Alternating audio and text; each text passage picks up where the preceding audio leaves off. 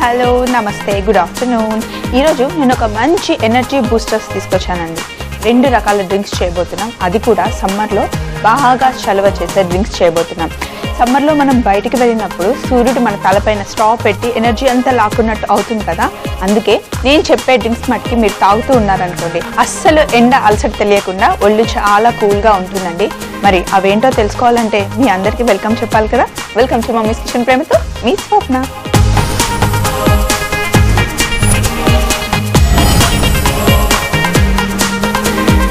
First మనం ఈరోజు చేస్తున్నాం రాగి బాదాం మిల్క్ షేక్.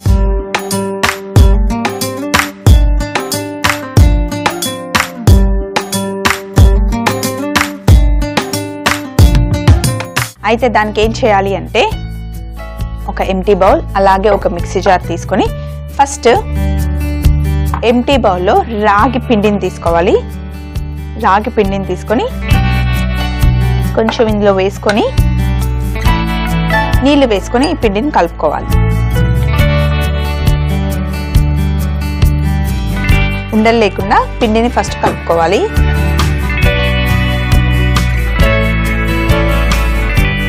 ఎందుకంటే రాగి పిండిని మనం వేడి నీళ్ళల్లో వేస్తాం కదా, డైరెక్ట్గా పిండి వేయగానే రాగి గట్టిగా అయిపోతుంది. అలా కాకుండా ఇలా నీళ్లు పోసి కలుపుకోవాలి. అలా అని మరి థిక్గా కాదు, పల్చగా కాకుండా మనం బజ్జీ పిండి కలుపుకుంటాం కదా అలాగే కలుపుకోవాలి. సో ఇలా కలుపుకున్న తర్వాత మళ్ళీ స్టవ్ మీద ఒక ప్యాన్ పెట్టుకొని ఇందులో కొన్ని నీళ్లు పోసుకోవాలి. కొంచెం నీళ్లు పోసుకొని నీళ్లు కొంచెం వేడెక్కిన తర్వాత మనం ఈ రాగి పిండిని వేయాలి. మరి నీళ్లు మరిగే లోపల ఇందులో కొంచెం ఉప్పు. అయితే ఈరోజు మనం రాగి బాదం మిల్క్ షేక్ చేస్తున్నాం కదా, స్వీట్గా ఉంటుంది. కానీ కొంచెం అంటే ఇలా చిటికెడు ఉప్పు వేస్తే బాగుంటుంది. ఎక్కువగా ఉప్పు వేయకూడదు. కొంచెం లైట్గా ఉప్పు వేసిన తర్వాత ఈ నీళ్లు బాయిల్ అయ్యేలోపు మనం ఇంకో చిన్న పని చేయాలి. ఇక్కడ నా దగ్గర బాదం పప్పు ఆల్మండ్స్ ఉన్నాయి. వీటిని మిక్సీ జార్లో వేసేసి మనం చేయబోతున్న మిల్క్ షేక్కి సరిపడా చక్కెర. అయితే రెగ్యులర్గా వేసే మిల్క్ షేక్ కన్నా ఇప్పుడు కొంచెం చక్కెర తక్కువగానే వేసుకోవాలి. ఎందుకంటే ఇందులో మనం మిల్క్ పౌడర్ ఇందులో వేస్తున్నాం. కొంచెం పాలపొడి వేసుకొని వీటన్నిటిని మనం మిక్సీ పట్టుకొని రావాలి. ఇక్కడ కూడా నీళ్లు వేడవుతాయి. ఈ లోపు నేను మిక్సీ పట్టుకొని వచ్చేస్తాను. బాదం పప్పు, పాలపొడి అలాగే చక్కెర అన్ని వేసి మిక్సీ చేసుకున్నాం కదా. ఇప్పుడు దీన్ని మనం ఏం చేయాలి అంటే ఒక 2 టేబుల్ స్పూన్స్ ఒక బౌల్లో వేసుకోవాలి. వేసుకొని చల్లటి పాలు, ఒక గ్లాసు చల్లటి పాలు వేసి కలుపుకోవాలి.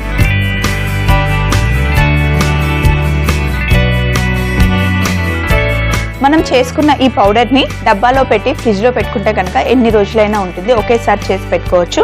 ఇప్పుడు పాలల్లో చక్కగా కలిపాం కదా, అలాగే ఇక్కడ మన రాగి జావ కూడా, అలాగే నీళ్ళు కూడా వేడెక్కాయి. ఇప్పుడు రాగి జావని వేడి నీళ్ళల్లో వేస్తూ కలుపుకోవాలి.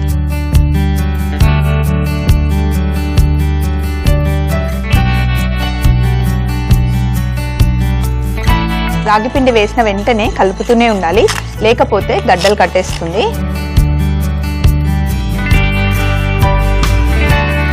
చక్కగా ఉండలు లేకుండా మంచిగా కలుపుకోవాలి.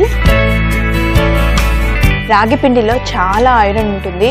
రోజు ఒక కప్పు రాగి జావా తాగితే కనుక బోన్స్కి చాలా బలం. చిన్నపిల్లలకి, పెద్దవాళ్ళకి, ముఖ్యంగా ఆడవాళ్ళకి 30 ఇయర్స్ క్రాస్ అయిందంటే ఐరన్ టాబ్లెట్స్ తీసుకుంటూ ఉంటారు కదా. కాల్షియం, ఐరన్ వాళ్ళకి చాలా అవసరం. కాబట్టి మీరు రోజు ఒక బౌల్ తాగితే మంచిది. సో రాగి పిండి చక్కగా ఉడికిపోయింది. ఇప్పుడు స్టవ్ ఆఫ్ చేసుకొని కొంచెం చల్లగా చేసుకోవాలి. ఎప్పుడు కూడా మరీ చిక్కగా కాకుండా ఇలా ఈ కన్సిస్టెన్సీలో ఉంటే బాగుంటుందండి. మరీ చిక్కగా ఉందనుకోండి తినడానికి బాగుండదు. అంటే మరీ గట్టిగా అయిపోతే కొంచెం ఇలా ఉన్నప్పుడు తీస్తే కనుక చల్లగా అయిపోయేసరికి పర్ఫెక్ట్గా ఉంటుంది. ఇప్పుడు దీన్ని మనం ఏం చేయాలి అంటే ఇందాక పిండి కలుపుకున్నాం కదా, అదే బౌల్లో ఇది వేసేద్దాం.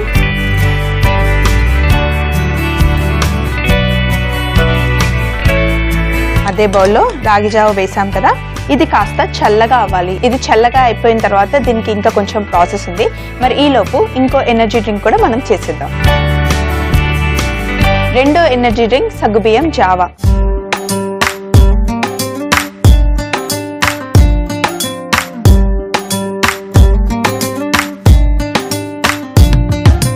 సగ్గుబియ్యం చాలా చాలా ఎనర్జీని ఇస్తాయండి. ఇవి మనకి ఎప్పుడైనా ఉపవాసం ఉన్నప్పుడు లేదా చిన్నపిల్లలకి మోషన్స్ వామిటింగ్స్ అవుతాయి కదా, వాళ్ళు చాలా వీక్ అయిపోతారు కదా.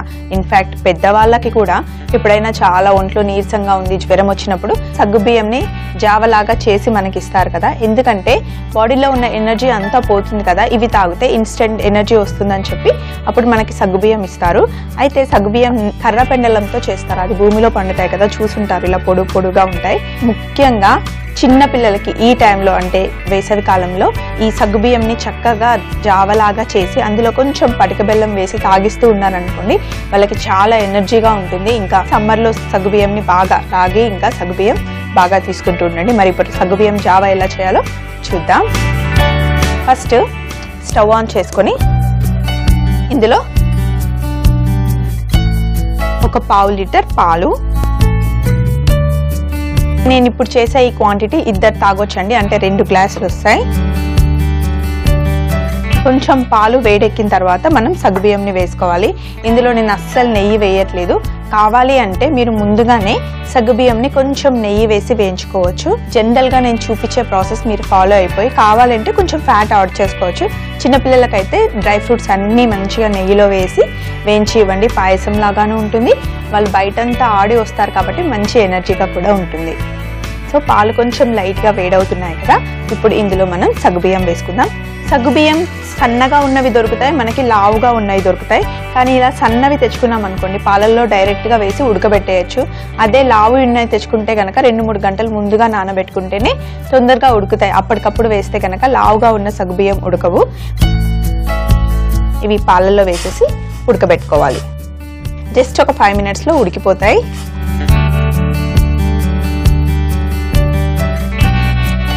పాలల్లో సగ్గుబియ్యం వేసి ఉడకబెట్టేద్దాం.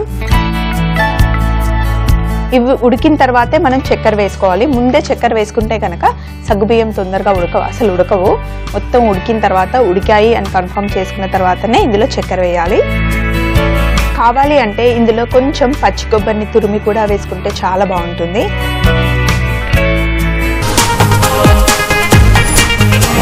ఇక్కడ మన చిన్న సగ్గుబియ్యం ఆల్మోస్ట్ ఉడికిపోయాయండి. ఇప్పుడు మనం ఏం చేయాలి అంటే బాదం పప్పు ఉంది కదా, మనం లైట్గా క్రష్ చేసుకుందాం.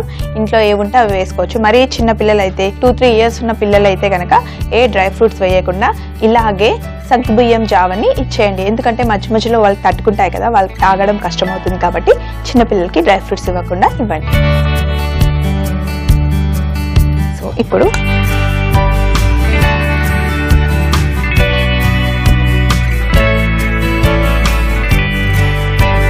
ఇలా క్రష్ చేసుకున్న బాదం పప్పుని ఇందులో వేసేద్దాం.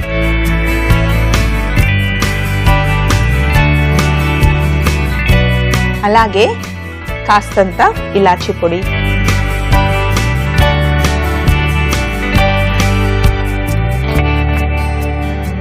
కొంచెం ఇలాచీ పొడి వేసుకున్నాం కదా.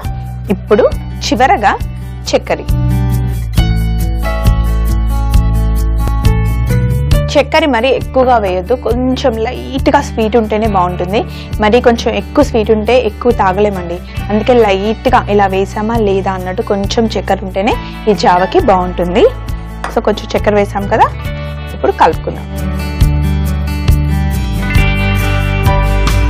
చక్కెర కరిగే వరకు కొంచెం తిప్పుకొని ఒక్క ఉడుకు ఉడికిందంటే సరిపోతుంది. అంతే. ఇప్పుడు మనం స్టవ్ ఆఫ్ చేసుకోవచ్చు. దీన్ని ఇలాగే మనం వేడివేడిగా తాగినా బాగుంటుంది, లేదా కాసేపు ఫ్రిడ్జ్లో పెట్టుకొని చల్లగా తాగినా కూడా చాలా బాగుంటుంది. మార్నింగే మీరు పొద్దున్నే లెగిసిన వెంటనే ఇలా చేసి కనుక ఫ్రిడ్జ్లో పెట్టారనుకోండి, లేదా కుండలో అయినా పోసి పెడితే రోజంతా తాగొచ్చు. కానీ ఈ రోజు చేసింది నెక్స్ట్ డేకి అంత బాగుండదు.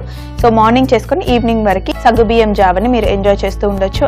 ఇప్పుడు మన సగ్గుబియ్యం జావని ఒక బౌల్లో తీసేసుకుందాం.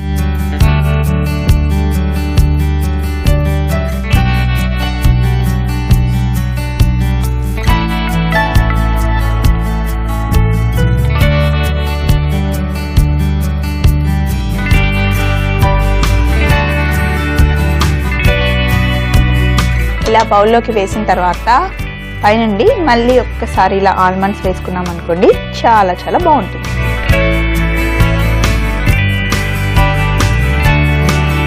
ఇప్పుడు ఇందాక బౌల్లో మనం కలిపి పెట్టుకున్నాం కదా బాదాం పొడి, పాల పొడి అంత మిక్చర్, ఇది ఇందులో వేసాం కదా. ఇప్పుడు రాగి జావ కూడా చల్లగా అయిపోయింది.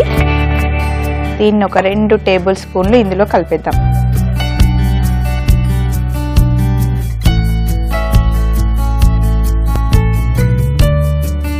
రాగి జావని మిక్స్ చేసిన తర్వాత ఇందులో కొంచెం ఐస్ ముక్కలు వేద్దాం.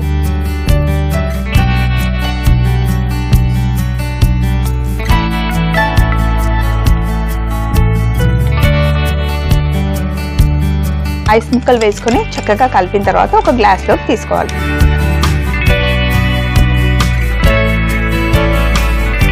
ఫైనల్గా ఒక గ్లాస్ తీసుకొని ఇందులోకి వేసేసుకున్నాం.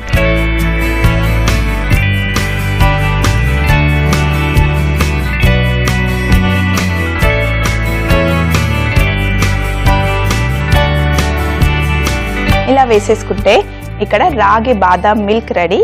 దాంతో పాటు సగ్గుబియ్యం జావా రెండు కూడా వేడివేడిగా తాగినా బాగుంటాయి, లేదా ఫ్రిడ్జ్ లో పెట్టుకుని తాగినా కూడా సూపర్ గా ఉంటాయి. సమ్మర్ కి మరీ మరీ మంచిది. రెసిపీ అయితే నోట్ చేసుకున్నారు కదా. రాగి ఆల్మండ్ మిల్క్ తయారు చేయ విధానం: ముందుగా ఒక బౌల్లో రాగి పిండి తీసుకొని కొద్దిగా నీళ్లు పోసుకొని డైల్యూట్ చేసుకోవాలి. ఇప్పుడు ఒక మిక్సీ జార్ లో కొద్దిగా బాదం పప్పు, చక్కెర, పాల పొడి వేసి మిక్సీ చేసుకోవాలి. ఇప్పుడు 2 టేబుల్ స్పూన్ల బాదం మిశ్రమాన్ని చల్లని పాలతో మిక్స్ చేసుకొని పక్కన పెట్టుకోవాలి. ఇప్పుడు స్టవ్ మీద ఒక గిన్నెలో నీళ్లు వేడి చేసుకుని అందులో చిటికెడు ఉప్పు వేసి ముందుగా కలిపి పెట్టుకున్న రాగి పిండిని కొంచెం కొంచెం పోస్తూ కలుపుకోవాలి. అలా ఉడికించుకున్న రాగి జావని కాస్త చల్లారిన తర్వాత ముందుగా తయారు చేసుకున్న పాల మిశ్రమంలో కలుపుకొని కాస్తన్ని ఐస్ ముక్కలు వేసుకుని గ్లాస్ లో పోసుకుంటే రాగి ఆల్మండ్ మిల్క్ రెడీ. సగ్గు బియ్యం జావా తయారు చేయ విధానం: ముందుగా స్టవ్ వెలిగించుకొని దానిపైన ఒక కుక్కర్ ప్యాన్ పెట్టుకుని పాలను వేడి చేసుకున్న తర్వాత సగ్గు బియ్యం కూడా వేసి ఉడికించుకోవాలి. ఇప్పుడు క్రష్ చేసుకున్న బాదం పప్పు, ఇలాచి పొడి, చక్కెర వేసి బాగా కలుపుకొని ఉడికించుకొని ఒక బౌల్లో సర్వ్ చేసుకుంటే సగ్గు బియ్యం జావా రెడీ. మరి ఇదండి సమ్మర్ స్పెషల్లో నేను చేసి చూపించిన రాగి బాదాం మిల్క్ అలాగే సగ్గు బియ్యం జావా. తప్పకుండా మీరు కూడా ట్రై చేయండి. సమ్మర్ ని కూల్ గా ఎంజాయ్ చేయండి. మరొక మంచి రెసిపీతో మరొక ఎపిసోడ్ లో కలుసుకుందాం. అప్పటి వరకు keep smiling. Take care. Bye.